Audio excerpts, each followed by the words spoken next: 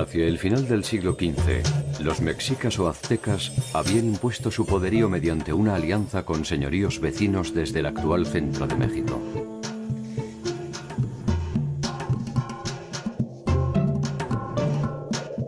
En Sudamérica, los incas ya poseían el control territorial de una vasta extensión que incluía desde Colombia hacia el norte hasta Chile y Argentina en el sur. Si la dinámica de sus respectivas historias hubiera avanzado sin interrupciones, es más que probable que en algún momento ambas culturas podrían haberse encontrado. De ser así, el escenario de este encuentro hipotético se habría producido en el área centroamericana.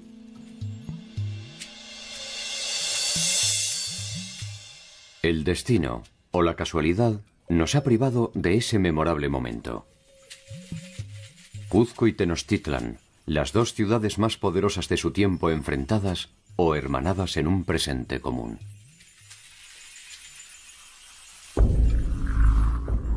¿Se habrían maravillado el uno del otro?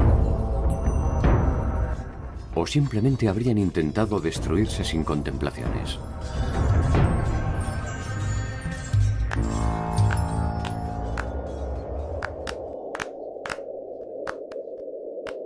Un hecho inesperado abortaría este escenario posible.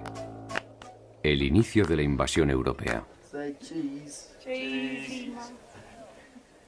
En muy poco tiempo, cientos de culturas diferentes debieron homogeneizarse en un solo mundo, olvidando su pasado casi por completo.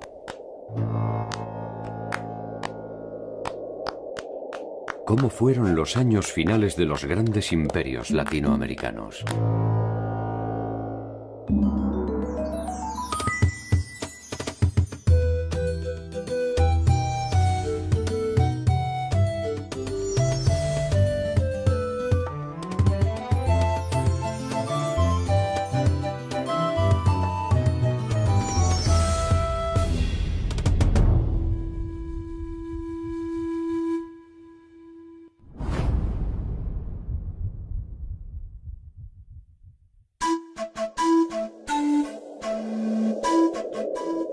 El llamado descubrimiento de América es probablemente uno de los eventos más extraordinarios de la historia de la humanidad.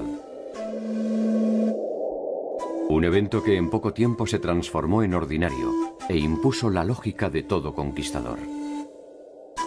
El menosprecio por el vencido y la imposición de las costumbres del vencedor.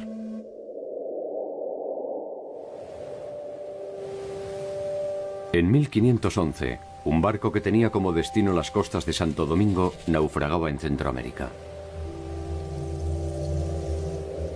20 supervivientes llegan a la costa de una provincia maya. Algunos mueren de hambre. Otros son capturados y sacrificados. Solo 2 sobreviven: Jerónimo de Aguilar y Gonzalo Guerrero. Gracias a ellos, los mayas comienzan a conocer algunas particularidades de la cultura europea. Ninguno de los dos sospechaba que el periplo que habían iniciado era apenas el principio de una historia que tendría como escenario principal la mítica ciudad de Tenochtitlan. Tenochtitlan fue una ciudad fundada por los aztecas en un islote del lago de Texcoco en el año de 1325. La ciudad de Tenochtitlan llegó a ser una de las maravillas del Nuevo Mundo. Se calcula que llegó a tener entre 150 y 200,000 habitantes. Ellos fueron grupos que ya habían estado en las cercanías del lago buscando un lugar de establecimiento y escogieron este lugar porque era un lugar privilegiado para la defensa militar. El islote se ubicaba en el centro del lago y con esto iba a tener una enorme ventaja a nivel del control del comercio y la circulación de las canoas. La ciudad como islote estaba unida a la tierra firme por medio de 4 grandes calzadas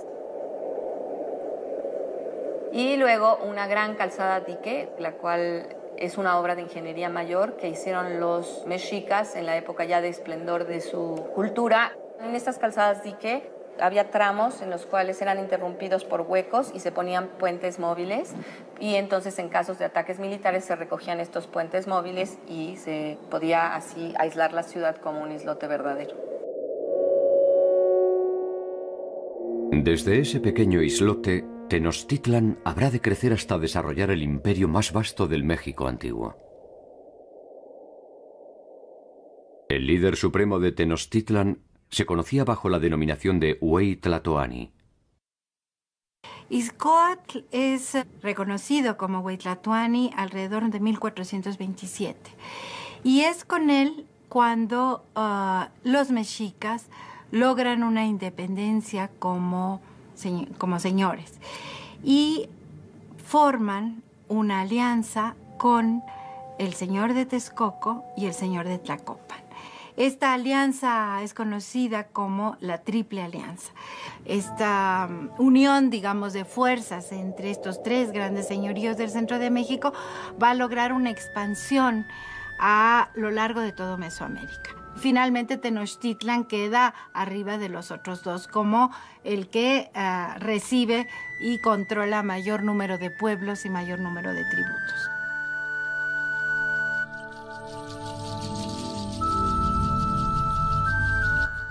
En el momento de la llegada de los españoles, los aztecas son gobernados por Moctezuma Xoyocotzin, más conocido como Moctezuma II. Nacido en 1466 en Tenochtitlan, había conseguido la sucesión en honor a ciertas campañas militares, a su fama de hombre sabio y sensible, pero fundamentalmente gracias a su espíritu religioso.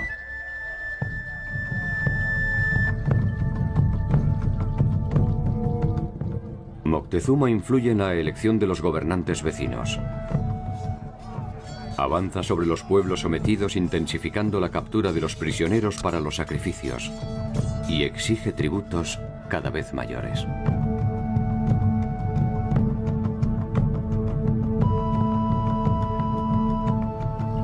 La señal de no pagar tributo significaba rebelión. Y si la negativa era no vamos a pagar tributo, inmediatamente ese pueblo era arrasado. Muchas veces las fuentes nos dicen que se destruía totalmente esta población y se llegaba al extremo de rociar con sal los campos de cultivo, de tal manera que no se iba a volver a cultivar en esa región. Estas incursiones, que se conocen con el nombre de las Guerras Floridas, se produjeron indistinta e indiscriminadamente contra los señoríos de Chalco, Cholula, Huejotzingo y Tlaxcala. El reino mexica se hace cada vez más poderoso y el nombre de Moctezuma se pronuncia cada vez más lejos. Desde que conquistaron Cuba en 1514, los españoles empezaron a tener noticias, todavía muy vagas pero muy atractivas, de la existencia de unas tierras mucho más ricas y mucho más pobladas hacia el occidente. Las noticias no tardan en producir una serie de expediciones de exploración que encuentran el territorio maya en la península de Yucatán. El gobernador de la isla, Diego Velázquez, que era el que patrocinaba estas empresas, le encargó la tercera expedición a un pariente político suyo, que era Hernán Cortés.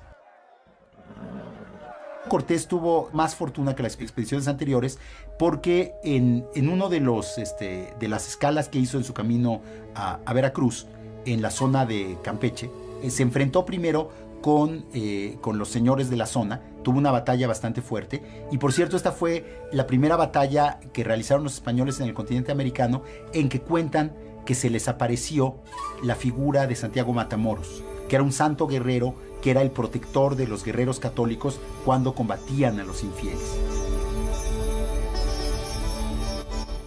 Esta primera batalla formal entre españoles y mesoamericanos se define con una victoria de las fuerzas de Cortés, quien ofrece a los vencidos una alianza estratégica. Pese a las diferencias idiomáticas, no tiene dificultades en hacerse entender.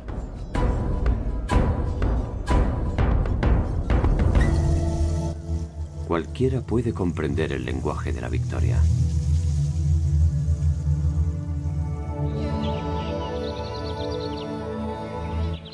Por otro lado, en el grupo de Cortés se ha producido otra aparición milagrosa. Unos días antes, han encontrado en la península de Yucatán a un español que habla a la perfección la lengua de los champotones. Jerónimo de Aguilar. Jerónimo de Aguilar había sobrevivido con dificultad sirviendo a las órdenes del jefe Taxmar. Su compañero de infortunio, Gonzalo Guerrero, a las del jefe Nachancam.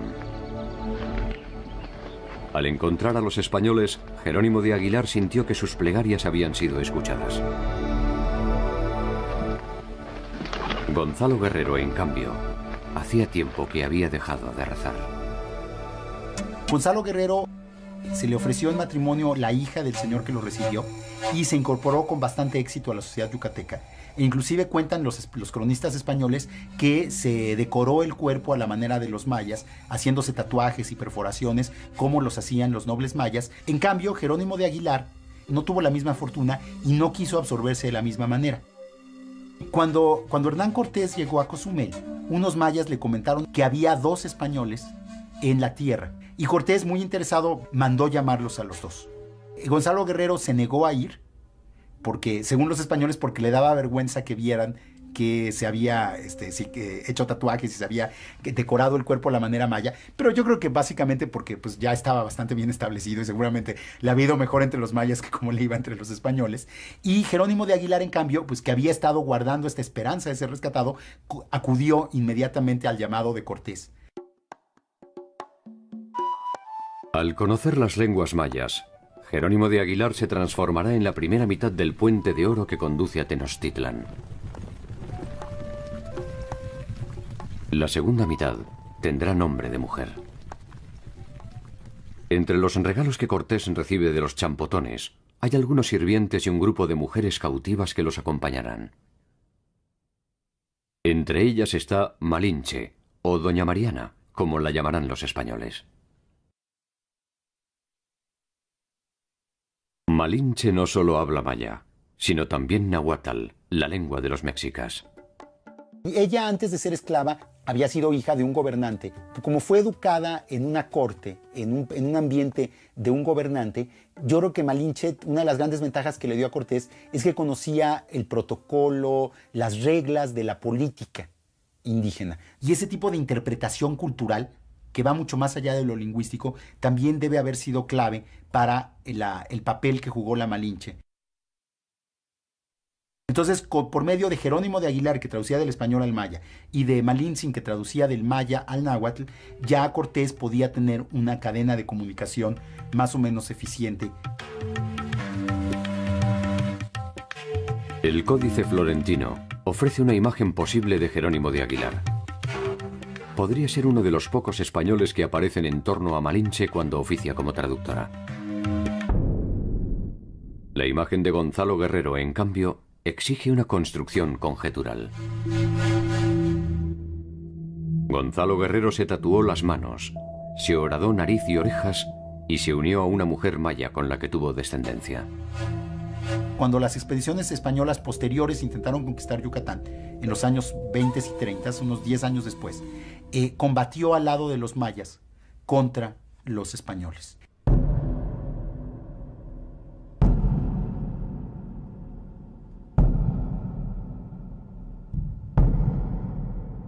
Dicen que murió en combate hacia 1536, defendiendo el territorio que los invasores llamaron Indias Occidentales.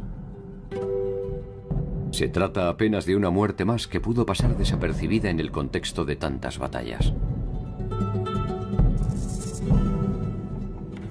Su pequeño gesto puede ser sometido a diferentes interpretaciones. Pudo tratarse de un hombre ambicioso que solo se apresuró a tomar su parte del botín. Pudo tratarse de un hombre despreciable que en una encrucijada eligió traicionar a sus propios compañeros.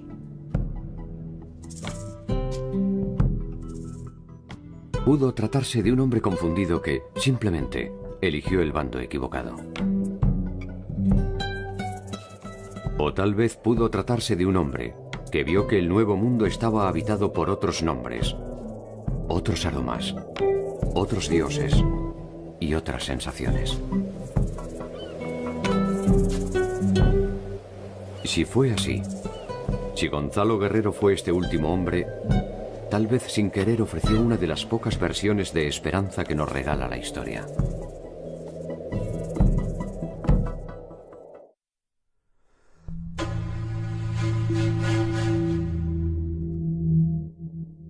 Desde que Moctezuma supo que Cortés había puesto pie en tierra firme, siguió meticulosamente cada uno de sus pasos y se enteró de sus victorias militares y sus pequeñas alianzas.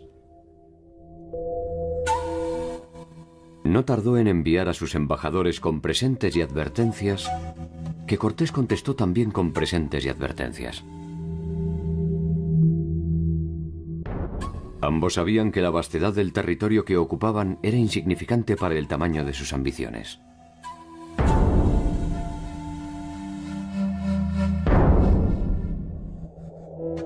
Moctezuma espera en Tenochtitlan y debe soportar una clara muestra de la irreverencia de Cortés, quien en su propio territorio se anima a fundar la ciudad de Veracruz.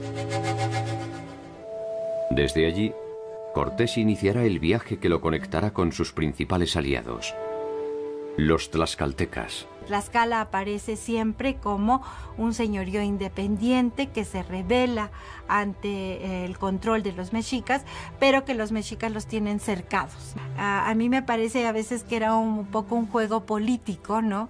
Porque estas guerras, ¿no? Estas las llamadas guerras floridas, que eran con el objetivo de obtener cautivos para los sacrificios, ¿no? Entonces como que me da la impresión a veces que era como una especie de arreglo, ¿no? Entre ellos, porque uno no puede entender cómo se habían logrado conquistar y someter a pueblos tan lejanos, no podían someter a Tlaxcala. En Tlaxcala se debaten los pasos a seguir ante la llegada de Cortés. La primera decisión es enfrentarlos militarmente. Lo hacen en 4 oportunidades. En 4 oportunidades son derrotados.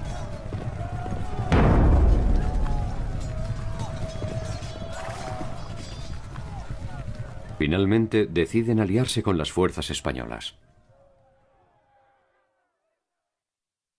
El camino a Tenochtitlan está prácticamente despejado. Moctezuma aún confía en que sus dioses podrán derrotar a los extranjeros. La sede para la próxima batalla no puede ser otra que una morada sagrada, Cholula, la ciudad consagrada a uno de los principales dioses mesoamericanos, Quetzalcóatl. Según cuentan los españoles, cuando llegaron a Cholula, les fueron avisados que iban a ser atacados a traición al día siguiente. Y entonces ellos decidieron atacar primero. Y entonces rodearon la plaza principal de Cholula junto a la pirámide de Quetzalcóatl y masacraron a todos los que estaban en la plaza en ese momento.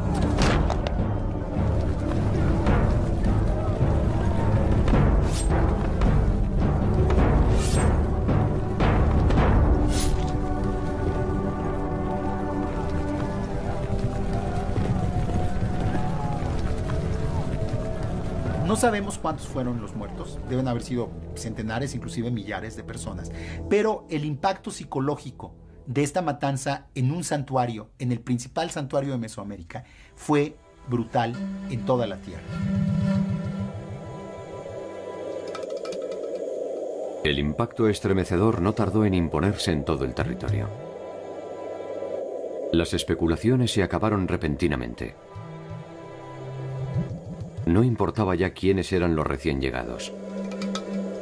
Tampoco si su naturaleza era divina. El tiempo de los dioses originarios había terminado. Y la cruz de los cristianos se multiplicaba en las cimas de los templos mesoamericanos.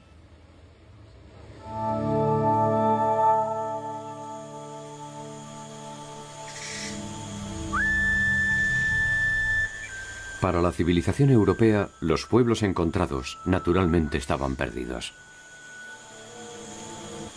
Esta perdición no solo era geográfica, era fundamentalmente temporal.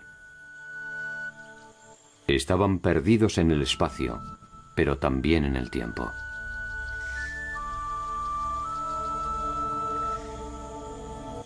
Una de las tareas que se impusieron era la de traerlos hasta el presente. La evidencia de este atraso fue variada. La ausencia de escritura, una supuesta inocencia original y una aparente barbarie. Los indios deben viajar hacia una nueva condición desconocida. Este tránsito de la condición de indio campesino, que es un tránsito que tiene que ver con las condiciones sociales, económicas y culturales de la población, se da dentro del contexto de la colonia. Todos comienzan a ser tributarios, todos comienzan a ser los sectores inferiores de la sociedad y la condición cultural de indio comienza a ser considerada una condición prohibida. Se prohíbe el uso del idioma, se prohíbe el uso de ciertas indumentarias que representaban la cultura propia. Si hay un proceso de desculturalización, se pierde la cultura porque se evangeliza a los indígenas. Por otro lado, se gana esa cultura nueva, esa cultura campesina. El tránsito de indio campesino es un tránsito largo, doloroso, dramático. En ese sentido, la conquista de Mesoamérica, en el caso específico de México, fue una extensión de la guerra de reconquista española, porque se vio como la posibilidad de la corona española de traer más miembros a la cristiandad. Era la oportunidad histórica de los reyes de España de hacer una gran aportación a nivel mundial, de conseguir nuevos fieles para la iglesia que tanto defendían. En esos escasos años se intentó reformular completamente una variedad de culturas diversas para convertirlas en una sola. Se viajó desde el trueque o la reciprocidad a la economía mercantil. De la escritura pictórica y jeroglífica a la silábica. De un sistema numérico avanzado a uno arcaico. Del politeísmo al monoteísmo.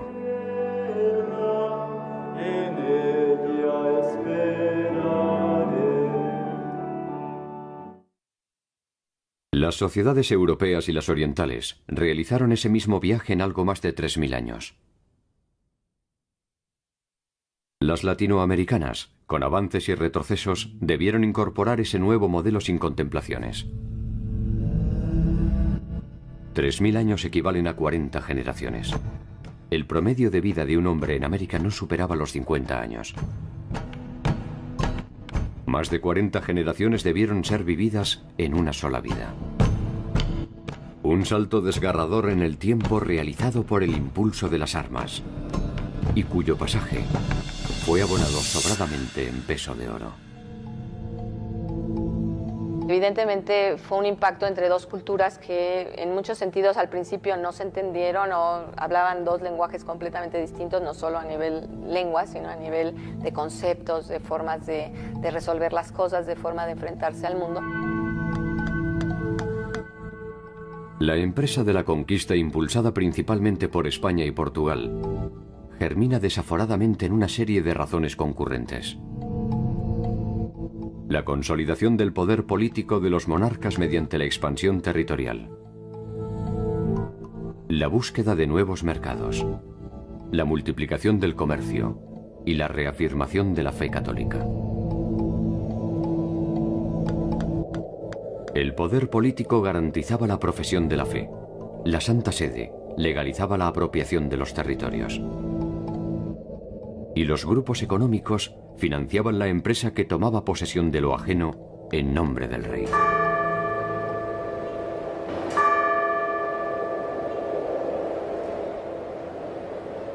El instrumento que permitió la conjunción de estos intereses políticos, económicos y religiosos se concretó en una institución tan compleja como atractiva: la capitulación. Bueno, las capitulaciones son la forma legal que encontró la corona española para organizar las empresas de conquista. En estas capitulaciones se establecía con precisión cuánto aportaba cada quien, cuáles serían las condiciones básicas de organización de la expedición, y también se establecían con bastante nitidez lo que se comprometía la propia corona. La corona no podía financiar todas estas expediciones, tanto de descubrimiento como de conquista, y establecía claramente sus ganancias, y sus aportaciones y las obligaciones que tendría que tener los conquistadores, que como en una sociedad anónima unían sus capitales para cubrir el riesgo. Ellos eran los que realmente corrían con el riesgo de que la empresa fuera infructuosa y perder sus capitales.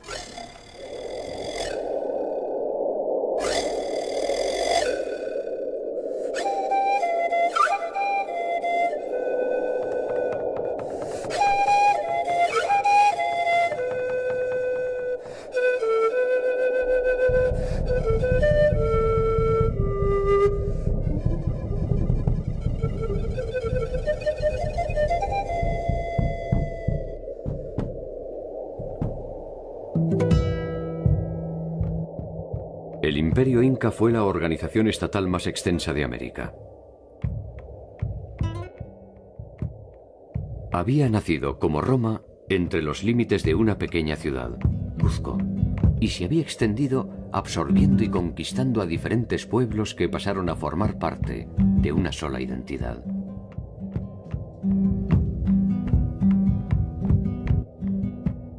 Es sin duda una de las civilizaciones andinas más memorables. Sus ejércitos llegaron a contar con decenas de miles de hombres. Sus ciudades fueron refinadas y monumentales. Su red de caminos se calcula en más de 20.000 kilómetros. Y su población se ha estimado entre los 12 y 30 millones de habitantes. Es una sociedad muy compleja. Sí, eso es la parte económica y la parte social. En la parte cultural había una religión propia, una cultura propia, lenguas muy ricas, también originales y propias de la población. Esa existencia de una totalidad hace que el mundo andino pudo funcionar como una república aparte, con sus propios valores.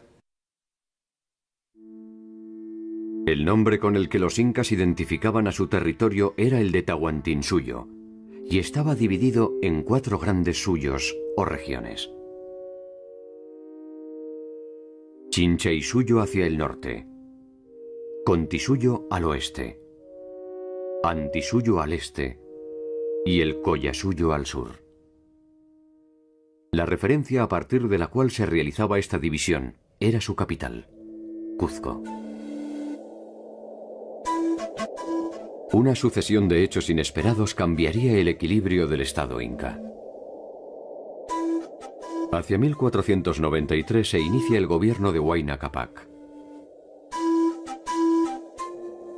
Si bien la sede del Estado inca fue históricamente Cuzco, Huayna Cápac había fijado su residencia en Quito, desde donde consolidó sus conquistas hacia el norte. La importancia de Cuzco se va debilitando, y las posibilidades de expansión del Estado inca se consolidan hacia el norte en detrimento de las áridas y empobrecidas tierras del sur.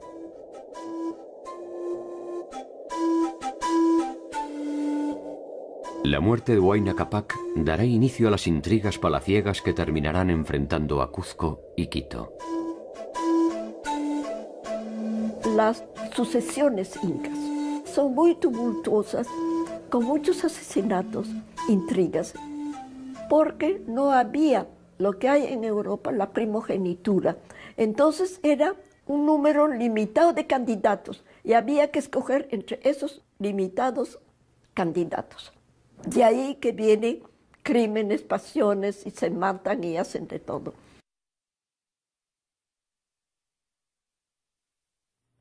Huayna Cápac muere sin dejar resuelta su sucesión. 2 de sus hijos se disputan el control del imperio. Uno de ellos, Atahualpa, controla la parte norte con sede en Quito. El otro, Huáscar, la parte sur con sede en Cuzco. Las ambiciones de los hermanos no tardaron en desencadenar un enfrentamiento. Por primera vez, dos ejércitos incas se enfrentaban en el campo de batalla.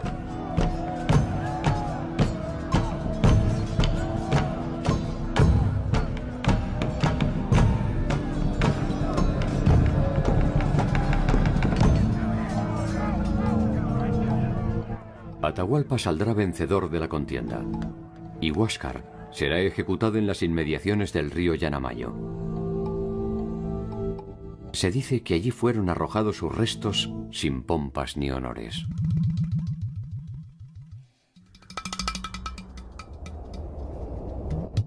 Atahualpa apenas puede saborear su victoria. Debe partir hacia el pueblo de Cajamarca, atento a la llegada de unos pocos y extravagantes intrusos que habían arribado por el norte del imperio.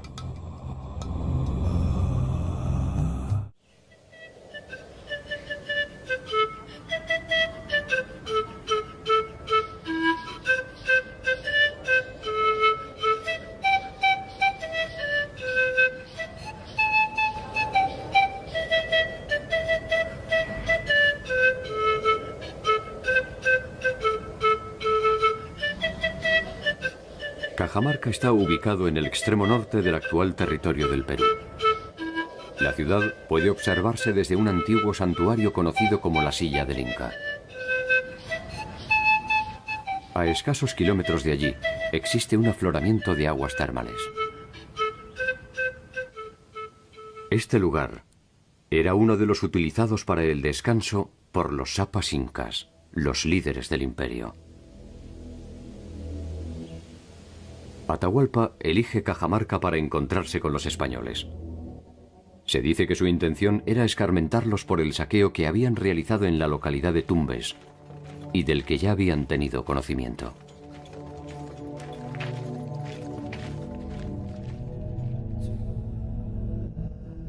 Al frente de las fuerzas españolas iba un tal Francisco Pizarro, encomendero y exalcalde de Panamá, hijo natural de Gonzalo Pizarro Rodríguez. Los españoles que conquistaron primero América Central y el estrecho de Panamá, poblaron Panamá hacia 1510, 11, 12, 13. Panamá era un centro de entrenamiento y de fabricación de conquistadores. Su base de operaciones para descubrir el Mar del Sur, que es el Océano Pacífico, que lo descubrió Balboa, y luego comenzar a navegar hacia el sur en búsqueda de eso que comenzaban a escuchar como una suerte de gran imperio, gran país con muchas riquezas, ¿no?, que era el imperio de los incas. Tuvieron que pasar 20 años para llegar a poder acercarse a las costas de Tumbes. En ese periodo muchos conquistadores se entrenaron en Panamá y uno de ellos fue Francisco Pizarro, que llegó bastante joven y estuvo en Panamá como 10 años y llegó al Perú cuando él tenía 52 años. Pizarro fue un conquistador auténtico, analfabeto, soldado de los 15 años y conquistador a los 52 años de un imperio indígena. Francisco Pizarro, Diego de Almagro y Hernando de Luque son los principales asociados de la empresa que terminará invadiendo el imperio inca, merced a la capitulación de Toledo otorgada por Carlos V en 1529. Cuando Pizarro llega con sus vanguardias, tenía mucha información al respecto. Cuando había llevado a indígenas a Panamá para que les informen y para que aprendan la lengua de los conquistadores, que nunca la llegaron a aprender bien. Atahualpa había logrado recientemente el control absoluto del imperio. Los españoles no eran más que una comitiva reducida que no ofrecía en principio una amenaza concreta.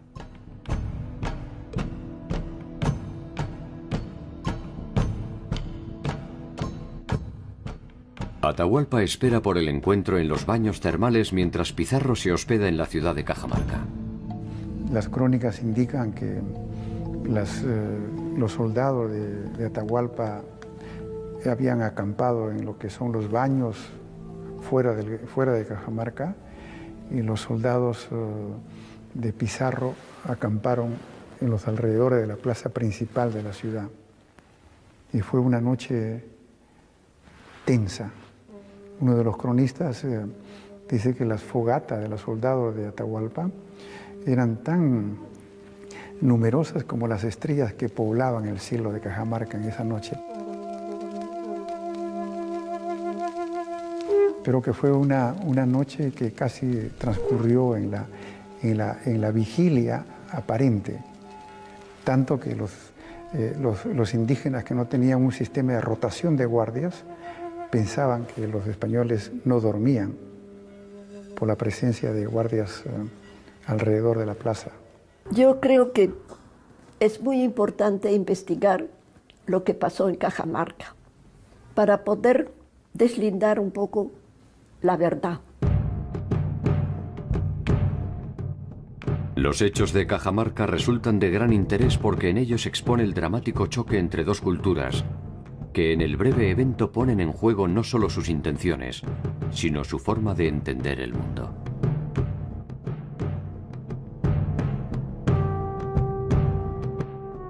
En esa particular sucesión de gestos y reacciones, se desnuda la naturaleza de la Trinidad que dio impulso a la conquista: la espada, la fe y, fundamentalmente, el oro.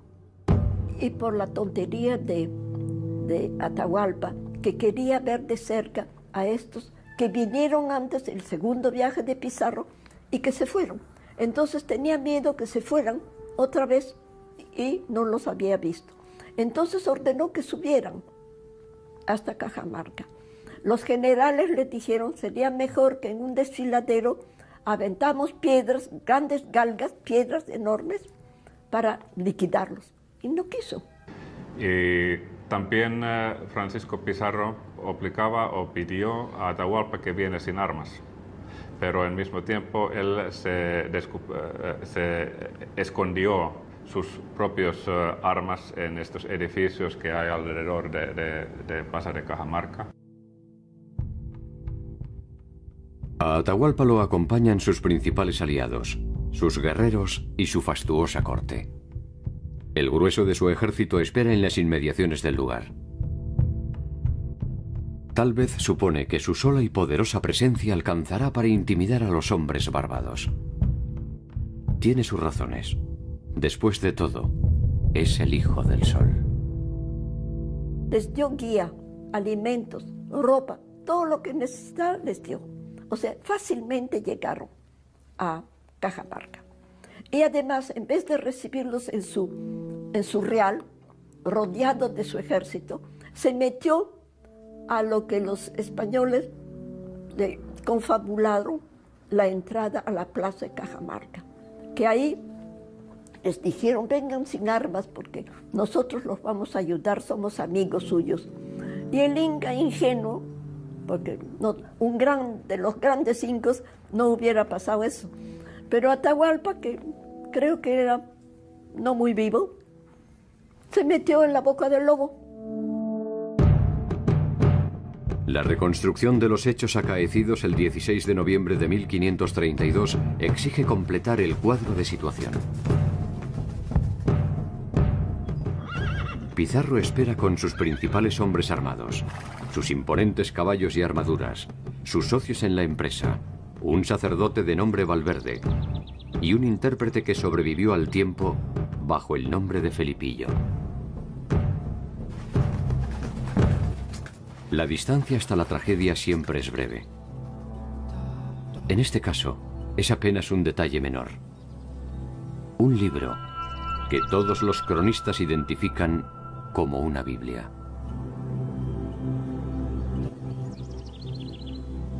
Francisco de Jerez integra las fuerzas de Pizarro. A él le debemos la primera versión de los hechos de Cajamarca. Jerez fue testigo presencial del hecho y tal vez por eso su versión es la menos inocente. Atahualpa, intrigado por el dios al que dicen representar los intrusos, indaga sobre las costumbres de los cristianos. Fray Valverde entonces comparece y le explica por intermedio de Felipillo que hay un único Dios verdadero y que Él viene en su nombre. Previsiblemente, Atahualpa descree de un mensaje tan abominable y pide alguna prueba de su existencia. Fray Valverde no tiene otro milagro para ofrecer que su modesta Biblia. Con eso solo, le pide que se convierta a una nueva fe mediante el requerimiento. El requerimiento es la condición de que antes de atacar a un pueblo, el conquistador en turno tiene que ofrecerles, tiene que requerirles subordinarse pacíficamente al rey de España. Lo que pasa es que evidentemente a pueblos que no hablaban el idioma, que no entendían el concepto de dominación, etcétera, hablarle eso, por supuesto, nunca aceptaron el requerimiento, pero sí ya se había cumplido con la fórmula legal de haberlo ofrecido primero. Y entonces, en ese sentido, ellos aparecían como atacados, a pesar del ofrecimiento. Atahualpa tuvo en sus manos por primera vez un libro y, según dicen, esperó infructuosamente que de allí saliera la palabra de Dios. Jerez refiere que Atahualpa arrojó la Biblia con desprecio y que Pizarro ordenó el ataque para lavar la afrenta. Atahualpa nunca hubiera esperado un ataque directo sobre su persona. Es atrapado, y su guardia y comitiva personal se desbandan, conmocionados bajo el fuego de los cañones. Sobre la plaza de Cajamarca quedan sembrados los cadáveres que dejó la contienda. Se produjo una suerte de violenta estampida de la población indígena y de disparos de españoles que terminaron con la vida de muchos indígenas, que murieron más por la estampida que por el enfrentamiento militar con los españoles. Entonces lo que era un encuentro de dos grupos y donde las intenciones políticas de Atahualpa era recibirlo pacíficamente para poder, con el apoyo de los españoles que llegaban, poder pacificar y reinar mejor sobre un territorio dividido, se convirtió en un enfrentamiento y luego en la captura de él y al año siguiente en su ejecución.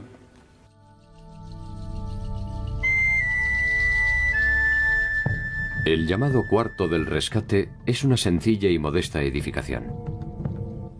Allí cumple su encierro Atahualpa, quien en un nuevo alarde de su poder ofrece llenar el lugar de su cautiverio hasta donde llega su mano extendida por encima de la cabeza, por una vez con oro y por dos con plata, a cambio de su libertad.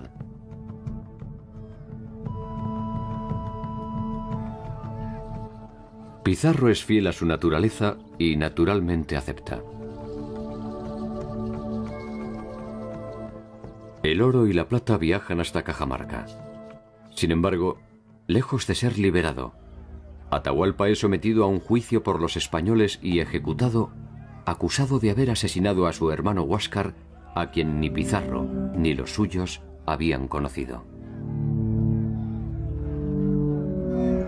Según esta primera versión, los hechos de Cajamarca son una reacción de Pizarro ante la afrenta andina.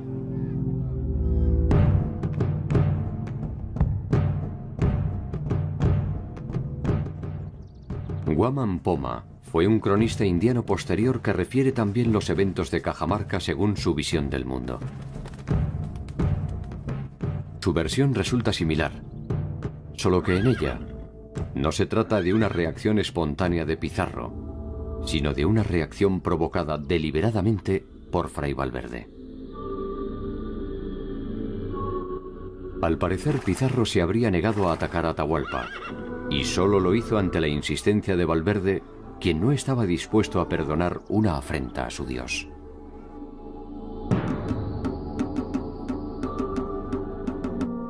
El libro en cuestión, la Biblia, incluye un episodio en el que Pedro el apóstol niega 3 veces a su Dios y es perdonado.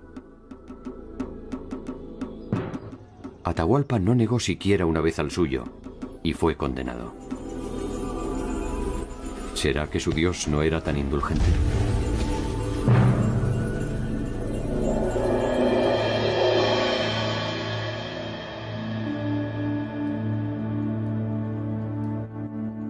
Tito Cusi Yupanqui fue uno de los últimos soberanos incas, y en otro relato incorpora una nueva evidencia para reconstruir la escena.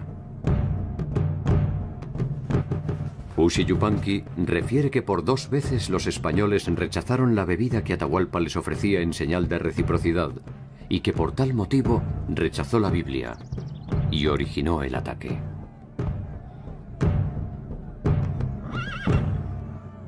La versión inca se fundamenta también en una afrenta, solo que en este caso el primer ofendido es Atahualpa.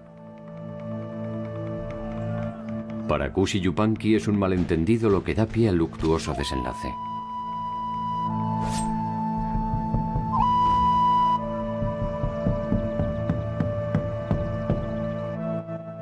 Otra versión corresponde al inca Garcilaso, quien tenía por padre a un español y por madre a una inca. Trágica e insalvable distancia que podría haber inspirado su versión. Garcilaso había abrazado la religión católica y recopilado con gran detalle la cosmogonía e historia de sus antepasados. Según él, el requerimiento se complicó por la impericia de Felipillo, quien no logró traducir correctamente las palabras del fraile. La Biblia cayó accidentalmente mientras Fray Valverde intentaba infructuosamente detener a Pizarro para que no hiciese daño a los indios.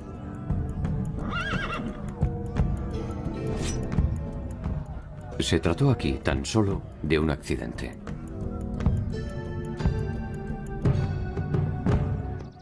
De alguna forma todas las versiones parten de una premisa común: la dificultad para tolerar el mundo de los otros. En defensa del líder andino pueden esgrimirse algunas razones de peso.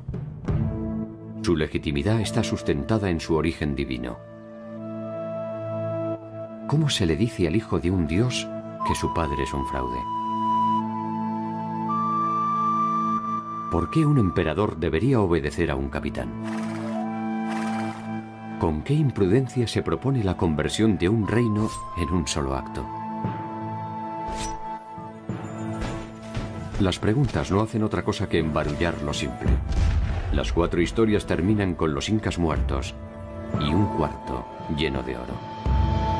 Cuando Atahualpa enteraba que los españoles quieren oro y plata, prometió llenar 2 edificios grandes, otro con oro, otro con plata, en condición que después Pizarro lo podría dejar en libertad. Pero lo que pasó que cuando el rescate estaba cumplido, las autoridades, quien estaba con Pizarro, representantes del rey de España, obligaron a Pizarro a matar a Atahualpa.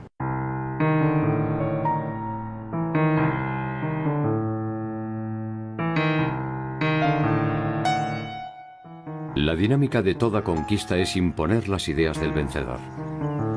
En ese sentido, las fuerzas europeas no se diferenciaban sustancialmente de los ejércitos de Moctezuma o de Atahualpa. El triunfador se define por el resultado de las armas, pero la derrota siempre es de naturaleza espiritual.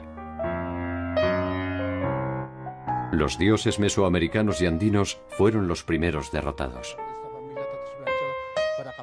Y este quiebre en las creencias de los pueblos originarios contribuyó al derrumbe de sus estructuras políticas y sociales.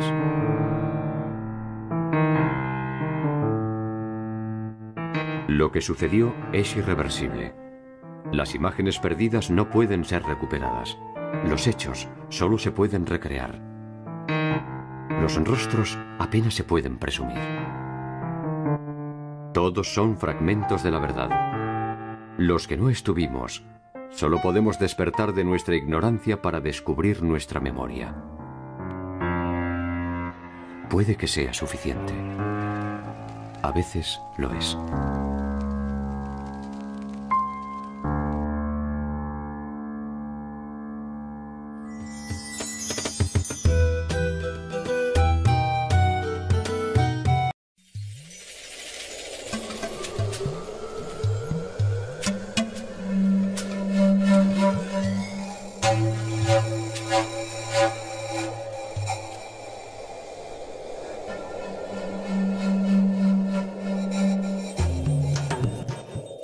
el final del siglo XV, los mexicas o aztecas habían impuesto su poderío mediante una alianza con señoríos vecinos desde el actual centro de México.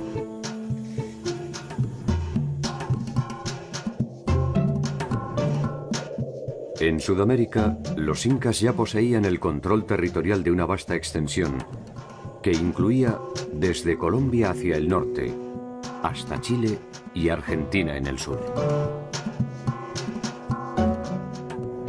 Si la dinámica de sus respectivas historias hubiera avanzado sin interrupciones, es más que probable que en algún momento ambas culturas podrían haberse encontrado.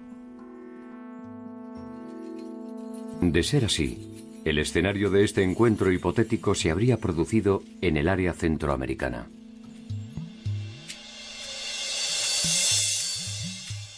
El destino, o la casualidad, nos ha privado de ese memorable momento. Cuzco y Tenochtitlan, las dos ciudades más poderosas de su tiempo enfrentadas o hermanadas en un presente común.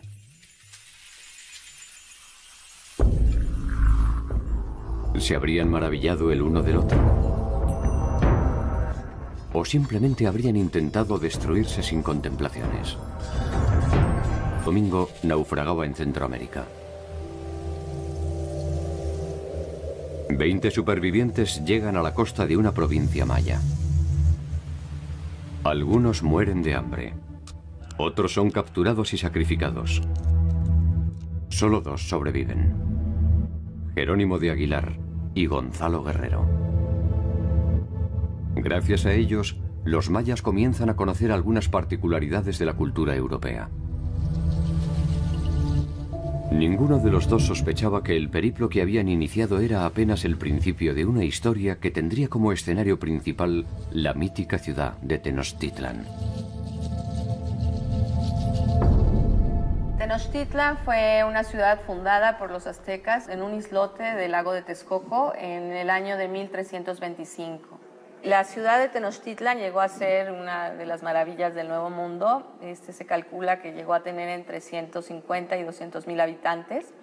Ellos fueron grupos que ya habían estado en las cercanías del lago buscando un lugar de establecimiento y escogieron este lugar porque era un lugar privilegiado para la defensa militar. El islote se ubicaba en el centro del lago y con esto iba a tener una enorme ventaja a nivel del control del comercio y la circulación de las canoas. La ciudad como islote estaba unida a la tierra firme por medio de 4 grandes calzadas y luego una gran calzada dique, la cual es una obra de ingeniería mayor que hicieron los mexicas en la época ya de esplendor de su cultura. En estas calzadas dique había tramos en los cuales eran interrumpidos por huecos y se ponían puentes móviles y entonces en casos de ataques militares se recogían estos puentes móviles y se podía así aislar la ciudad como un islote verdadero. Desde ese pequeño islote, Tenochtitlan habrá de crecer hasta desarrollar el imperio más vasto del México antiguo.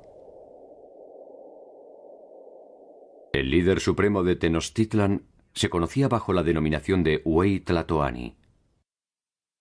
Izcoatl es reconocido como Hueytlatoani alrededor de 1427 y es con él cuando los mexicas logran una independencia como señores y forman una alianza con el señor de Texcoco y el señor de Tlacopan. Esta alianza es conocida como la Triple Alianza. Esta unión, digamos, de fuerzas entre estos 3 grandes señoríos del centro de México va a lograr una expansión a lo largo de todo Mesoamérica. Finalmente, Tenochtitlan queda arriba de los otros 2 como el que recibe y controla mayor número de pueblos y mayor número de tributos.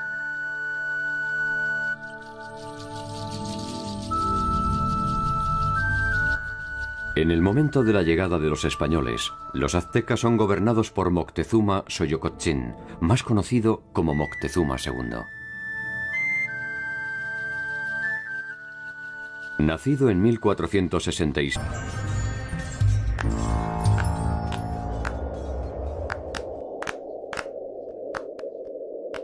Un hecho inesperado abortaría este escenario posible. el inicio de la invasión europea. En muy poco tiempo, cientos de culturas diferentes debieron homogeneizarse en un solo mundo, olvidando su pasado casi por completo.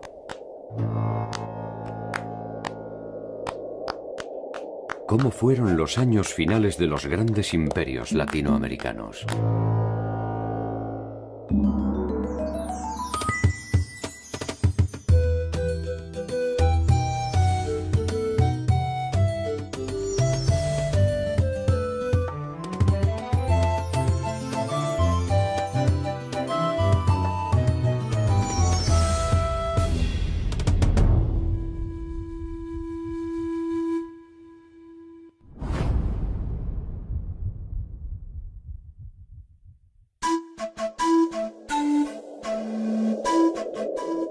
El llamado descubrimiento de América es probablemente uno de los eventos más extraordinarios de la historia de la humanidad.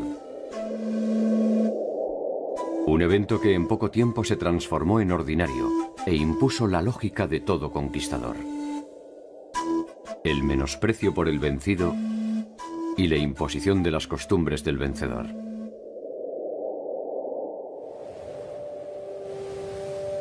En 1511, un barco que tenía como destino las costas de Santo Domingo en Tenochtitlan había conseguido la sucesión en honor a ciertas campañas militares, a su fama de hombre sabio y sensible, pero fundamentalmente gracias a su espíritu religioso.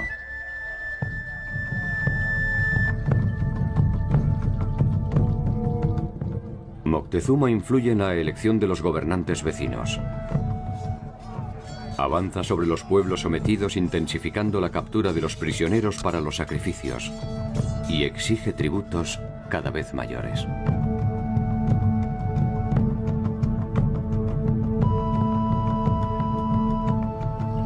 La señal de no pagar tributo significaba rebelión. Y si la negativa era no vamos a pagar tributo, inmediatamente ese pueblo era arrasado. Muchas veces las fuentes nos dicen que se destruía totalmente esta población y se llegaba al extremo de rociar con sal los campos de cultivo, de tal manera que no se iba a volver a cultivar en esa región.